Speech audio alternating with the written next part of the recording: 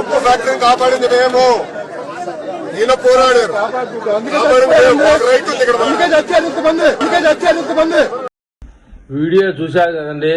ఇల్లు గాలి ఒకడు ఏడుస్తూ ఉంటే చుట్ట కాల్చుకోవడానికి ఒకడు వచ్చాడంట. వాడు ఎవడా కాదు, వాడు ఖచ్చితంగా వైసీపీ వాడు.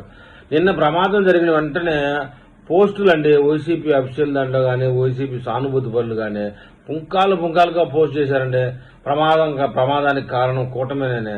అసలు వైజాగ్ స్టీల్ ప్లాంట్ మూసేశారు ఆల్రెడీ, ఎందుకు తెరిపించారు అని అడ్డంగా వాగుతున్నాడండి.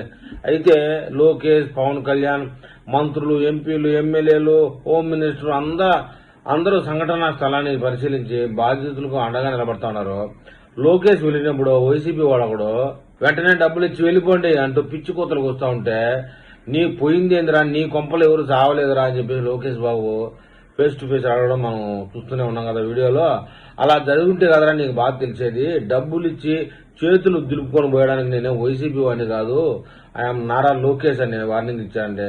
వాళ్ళు కోలుకునే వరకు అండగా ఉంటాం, డబ్బులు ఇస్తే సరిపోద్దా, ప్రమాదం తిరిగి జరగకుండా చూసుకోవాలి, బాధితులను అన్ని రకాలుగా ఆదుకోవాలి, అది మా బాధ్యత అని స్పష్టం చేశారండి.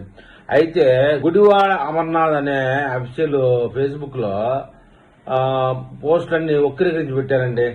అరే సన్నాసి విధవ, లోకేష్ మాటలు వక్రీకరించి పోస్టు పెట్టాడు, వాడు అసలు మనిషేనా అని నెటిజన్లు కామెంట్ చేస్తూ ఉన్నారండి.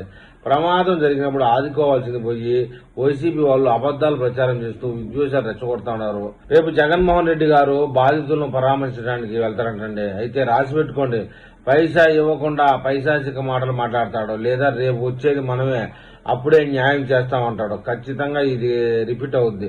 అప్పటి వరకు బాధితులు ఏమవ్వాలనే విషయాన్ని ప్రజలకే వదిలేయాలి.